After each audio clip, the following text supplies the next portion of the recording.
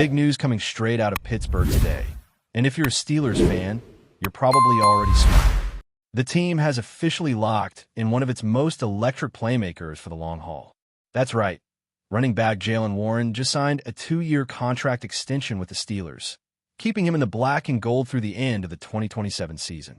And listen, this move might fly under the radar for some national analysts, but here in Pittsburgh, we know exactly how important this is. This is not just a smart contract move. This is a foundational step in solidifying the future of the offense. Let's break this all down because there's a lot to unpack here. This extension tells us something loud and clear. The Steelers are fully committing to Jaylen Warren as not just a role player, not just a change-of-pace guy, but as a legitimate number one back. For the first time in his career, he walks into the season with that kind of clarity, that kind of expectation. And let's be real, he's earned every bit of it. From an undrafted free agent out of Oklahoma State to arguably the most efficient running back on the roster for the last 3 years, Warren has been nothing short of a revelation. Now, when you look at the terms of this extension, it makes even more sense. The deal is reported to be worth over $12 million in guarantees across the 2 added seasons, with more than $7 million hitting his pocket this year alone. That puts him in a very reasonable range, financially speaking. This is not Christian McCaffrey or Saquon Barkley territory. It's more along the lines of what you'd see for a highly productive but still team-friendly contract. And that's exactly the sweet spot Pittsburgh needed to hit. Because here's the thing, Warren's numbers don't lie. Since entering the league, he's been near the top of almost every major efficiency metric.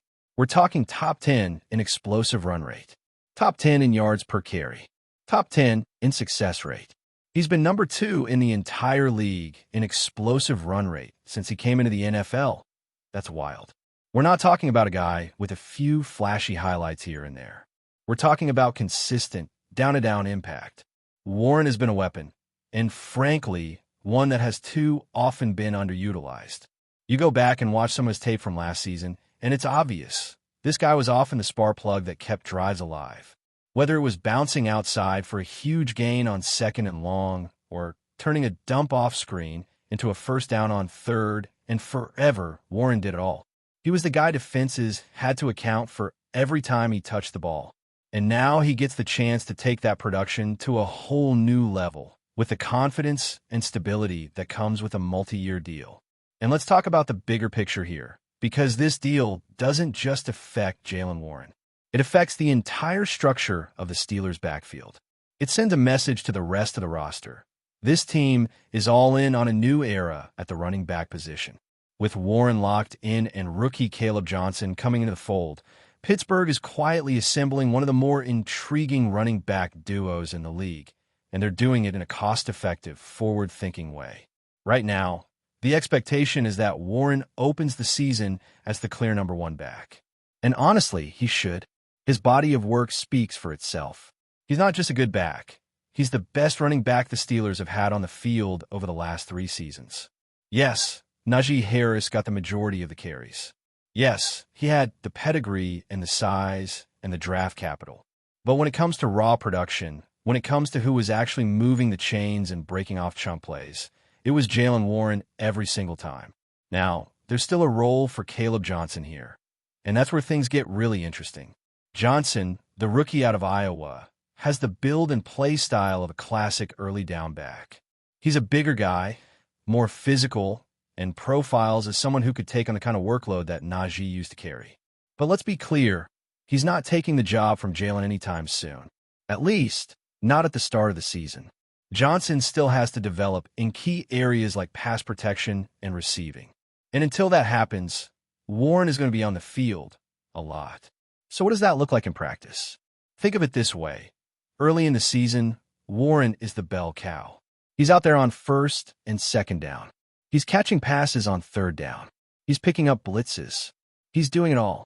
You might see Kenneth Gainwell rotating and occasionally on 3rd downs to give Warren a breather, and you might see Johnson get a handful of snaps as a short yardage or early down option.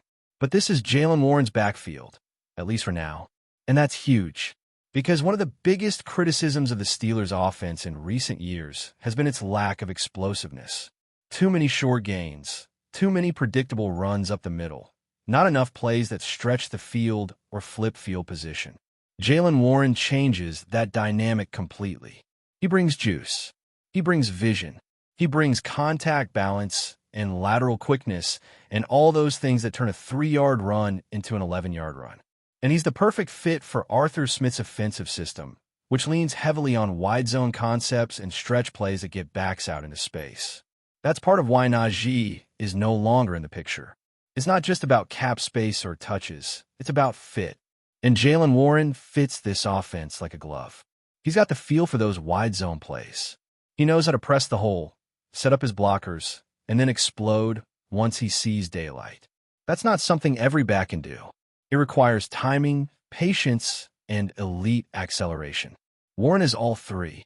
And now, with Smith calling the shots and a revamped offensive line in front of him, the runway is there for a breakout season.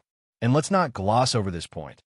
Locking Warren in now before the season starts is a very smart front office move. Because if he comes out and puts together a Pro Bowl caliber year, which he absolutely could, his price tag goes way up. If the Steelers had waited, they might have found themselves in a bidding war next offseason, or worse, looking at a holdout situation. Instead, they moved early, showed their belief in the player, and got the deal done on team-friendly terms. That gives Pittsburgh flexibility. Financial flexibility. Roster flexibility. They now have a top-tier running back locked in for 3 more years at a very manageable cost. And if Caleb Johnson hits as a rookie, if he becomes that downhill, physical complement to Warren, then the Steelers have a potential top 5 backfield in the NFL without spending big money. That's the kind of smart roster building that pays off in December and January when the hits pile up and the weather turns cold and the games start to slow down. And honestly, that's what makes this deal so exciting. It's not just about Warren. It's about what his presence does for the whole unit. How it frees up the play calling. How it forces defenses to respect every inch of the field. How it opens up space for the receivers. How it gives the quarterback a safety valve who can turn a check down into a chunk gain. Warren is that kind of player, and now he's here to stay. So while this extension might not grab national headlines the way a quarterback deal would, don't underestimate its importance. Jaylen Warren isn't just a piece of the offense. He's quickly becoming a cornerstone. And for Steelers fans who've been begging for a more explosive, modern, and effective run game, this move is exactly the kind of progress you want to see. Now let's look a little deeper at how Jaylen Warren fits into the bigger offensive puzzle the Steelers are building this season. Because as exciting as this contract extension is on its own, it's even more significant when you zoom out and look at where the team is headed under Arthur Smith. This isn't just about running back depth or giving a guy a raise. This is about vision, identity, structure. Pittsburgh is trying to reshape its offense into something more physical, more versatile, and ultimately more balanced. And Warren is right at the heart of that plan. One of the most underappreciated traits Warren brings to the table is his ability to function in high-leverage situations. And I'm not just talking about third downs. I'm talking about those muddy moments where the defense knows you're running, the box is stacked, and you need somebody who's going to fight through contact and keep the offense on schedule. Warren has shown time and time again that he can do that. He's not just a space back or a guy who needs open lanes. He can run through arm tackles. He can bounce off defenders. And he can do it without losing his balance or wasting motion. That kind of reliability is gold in an offense that wants to control the pace of the game. We've seen this league evolve into more of a passing-first environment. But if you look at the teams that really make noise in the postseason, almost all of them have the ability to dominate on the ground when they need to. Think about the 49ers, the Eagles, the Ravens. Even in a pass-heavy NFL, the run game still matters, especially in January. And that's where a player like Jaylen Warren becomes incredibly valuable. He gives the Steelers that option, that plan B, that safety valve when the weather turns cold and you just need to line up and punch somebody in the mouth. And what makes Warren even more unique is that he brings that physicality without sacrificing quickness. He's got a compact frame, sure, but he's built like a tank from the waist down. Thick legs, strong core, powerful hips, everything you want in a back who can absorb contact and keep going. But he also has light feet. He can cut on a dime. He can hit the edge and turn upfield in a flash. That's what makes him such a nightmare for defenders. You can't key in on one part of his game. If you crowd the box to stop the inside run, he'll bounce it and beat you outside. If you play soft and try to contain, he'll slash through the middle. And if you ignore him in the passing game, well, good luck stopping him in space. What's also exciting is how this extension positions the Steelers to manage the backfield workload more effectively. Let's be honest, the team has leaned too heavily on a single back for years now. Whether it was Le'Veon Bell, James Conner, or Najee Harris, Pittsburgh has historically preferred to ride one guy for the majority of the snaps. And while that can work in the short term, it often leads to injuries, fatigue, and inconsistent production over the course of a long season. But with Warren and Caleb Johnson now in the fold, and with Gainwell in the mix as a third-down specialist, the Steelers finally have the personnel to build a true rotation. And not just any rotation, but one that complements itself. A thunder and lightning dynamic. A bruiser and a slasher. A rookie with upside and a proven vet with explosiveness. That balance could be the key to unlocking this offense. Now, don't get twisted. Johnson is not here to take Jaylen's job. At least not yet. The rookie out of Iowa has a ton of raw potential, but he's still learning the ropes. Pass protection is a work in progress. Route running is not a strength at this point, and the trust factor with the coaching staff hasn't been fully established. But you can see the long-term plan starting to take shape. Johnson is being groomed to eventually take over that early down between the tackles role that Najee used to hold. And when that happens, Jaylen can slide back into a more hybrid role, still getting plenty of touches, still being a focal point, but with a slightly lighter load that preserves his explosiveness and durability. It's a smart way to manage the room, and it's something a lot of good organizations are doing right now across the league. But until Johnson proves he's ready, make no mistake, this is Jaylen Warren's show. He's going to get the lion's share of carries early in the season. He's going to be on the field in the red zone. He's going to be out there on third and long. And most importantly, he's going to be the guy defenses have to plan for. That changes everything. It changes how defenses line up. It changes what coverages they call. And it changes what Arthur Smith can do with his playbook. That's a massive ripple effect. All stemming from a player who went undrafted just 3 years ago and is now being trusted as the face of the ground game in one of the most storied franchises in the NFL. And speaking of Smith, let's not overlook how perfectly Warren fits into his scheme. Arthur Smith made his name as a run game wizard. He loves motion. He loves deception. He loves pulling linemen and creating lanes with angles and leverage instead of brute force. His ideal running back isn't necessarily the biggest or fastest. It's the smartest, the most decisive, the one who can see the hole and hit it without hesitation. That's Jaylen Warren in a nutshell. He's got that zone run instinct, that feel for timing and flow. He knows when to wait, when to explode, and when to cut back. That kind of vision is what separates average backs from great ones. And it's the exact reason why the Steelers were willing to make this commitment before the season even started. And let's talk about timing for a second, because that's crucial too. Signing this extension before Week 1 sends a message, both inside and outside the building. It says, we believe in this guy. We're building around him. He's not just a contributor. He's a core piece. That kind of confidence goes a long way in a locker room. It gives Warren peace of mind. It gives the coaching staff clarity. And it allows the offense to settle into a rhythm from the very first snap of the season. No contract drama. No distractions. Just football. Just execution. And that's exactly what this team needs as it prepares to take a big step forward in the AFC this year. But before we dive in, don't forget to subscribe to Steelers Nation Central and hit the like button on this video. Your support helps us keep bringing you the latest updates on the Pittsburgh Steelers. And don't forget to share your thoughts on the news in the comments below. Whispers have begun circulating throughout the NFL after Kansas City Chiefs head coach Andy Reid delivered comments that have left fans and analysts alike scrambling for context, with his unexpected praise directed squarely at the Pittsburgh Steelers.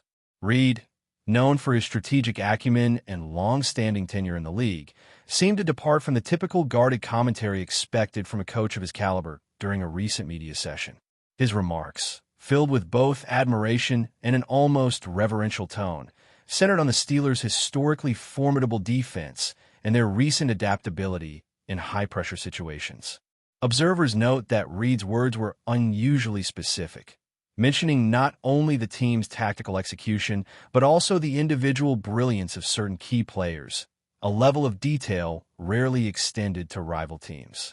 In a league where public discourse between coaches often revolves around competitive rivalry, such praise stands out sharply, raising eyebrows among those who scrutinize every syllable spoken in press conferences.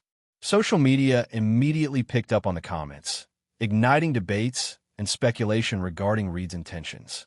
Some insiders argue that Reid's acknowledgement of Pittsburgh's strengths might serve as a subtle strategic maneuver, planting seeds of doubt or respect among opponents. Others, however, perceive it as a genuine acknowledgement of merit, a rare moment of openness from a figure often defined by calculated restraint, leaving the NFL community in a state of fascinated uncertainty about the deeper implications of his statements and the ripple effects it might have on inter-team dynamics this season. The NFL media machine has been buzzing relentlessly since Reid's remarks, dissecting each word for potential hidden meanings or strategic messaging. Analysts on national networks immediately pivoted their coverage to highlight the unusual nature of such compliments, drawing comparisons to historical precedents where coaches had publicly lauded rivals. The consensus appears divided. Some see Reid's comments as a heartfelt tribute to a long-standing competitor, while others interpret them as a tactical device intended to psychologically influence upcoming matchups.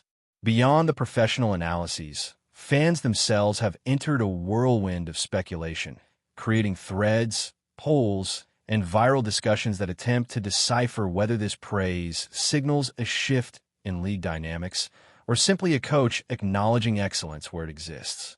Betting forums, always sensitive to even subtle cues from league insiders, have reported increased activity around upcoming Chiefs versus Steelers encounters, suggesting that Reid's words may have tangible, if indirect, effects on public perception and wagering. Media insiders also note that Reid's history of strategic communication often blurs the line between sincerity and calculated message delivery, making every public statement a potential subject of scrutiny and rumor. Moreover, the comments have sparked cross-team conversations, with other coaches and executives quietly expressing interest in Reid's mindset, wondering whether this is part of a broader narrative he's shaping or simply a fleeting acknowledgement of a worthy adversary. In essence, Reid's praise has ignited not just casual chatter, but an intricate web of analysis, projection, and speculation, underscoring the delicate interplay between public statements, fan engagement, and competitive psychology in professional football. Even within the Chiefs organization, Reid's unusual commentary has stirred quiet conversation, with insiders noting that his remarks seem to resonate beyond surface-level admiration. Reports from locker room interactions suggest players have responded with curiosity and some amusement, speculating whether their coach's acknowledgement of the Steelers might influence team morale or preparation strategy. Analysts point out that Reid, who has spent decades mastering the nuances of the game, rarely deviates from a measured, disciplined public persona, making this instance particularly striking. The Steelers, on their part, have responded with a mixture of bemusement and cautious acknowledgement, with team spokespeople carefully framing the comments as respectful but not indicative of any forthcoming tactical vulnerabilities. Meanwhile, sports writers and columnists have seized upon this episode, framing it as a potential turning point in the discourse between teams historically defined by fierce competition and minimal public camaraderie. Social media platforms have erupted with memes, reaction videos, and analytical breakdowns, fueling a cycle of speculation that shows no signs of slowing. Fans debate not only the immediate implications for upcoming games, but also the longer-term narrative arcs this might signal regarding inter-team respect, rivalry, and the complex psychology underlying coaching decisions. Analysts also ponder whether Reid's words could subtly affect opponents' approach, planting an element of unpredictability in the minds of rival coordinators, further amplifying the intrigue surrounding the comment. In this way, a single statement from a high-profile coach has cascaded into a multifaceted discussion touching on strategy, culture, and the psychology of competition, emphasizing the power of public discourse in shaping perceptions and stirring intrigue across the NFL landscape. Rumors have begun to swirl about whether Reid's praise could influence future personnel or game planning decisions, with speculation arising that acknowledgement of the Steelers' defensive prowess might signal a particular focus in Kansas City's upcoming preparations. Some insiders suggest that coaches often use public praise as a subtle probe to gauge reactions, test rival strategy, or even plant psychological cues for upcoming contests. This interpretation has fueled intense discussion across sports radio and commentary podcasts, with experts analyzing the tone, phrasing, and context of Reid's words, debating whether they carry hidden messages or represent an authentic departure from his usual guarded communication style. Fans, too, have latched onto these discussions, dissecting not only the immediate tactical implications, but also potential narrative threads about leadership, sportsmanship, and the evolving culture of the NFL. Merchandise forums have even seen spikes in Steelers-related activity, as fans revel in the attention and validation implied by Reid's comments. Furthermore, the ripple effect extends to fantasy football leagues, where managers are weighing whether this acknowledgement might influence player confidence or performance, however indirectly. Analysts highlight that in a league as media-savvy and psychologically attuned as the NFL, a statement of admiration can function on multiple levels, influencing public perception, team psyche, and rival strategy simultaneously. In the end, what began as a seemingly simple comment has morphed into a complex tapestry of speculation, analysis, and rumor, exemplifying the unique ecosystem of narrative, emotion, and strategy that defines professional football at its highest levels. That's it for this update. If you enjoyed the video and want to keep receiving exclusive news about the Pittsburgh Steelers, make sure to subscribe to Steelers Nation Central and give this video a like. We always look forward to hearing your comments and opinions. See you in the next video.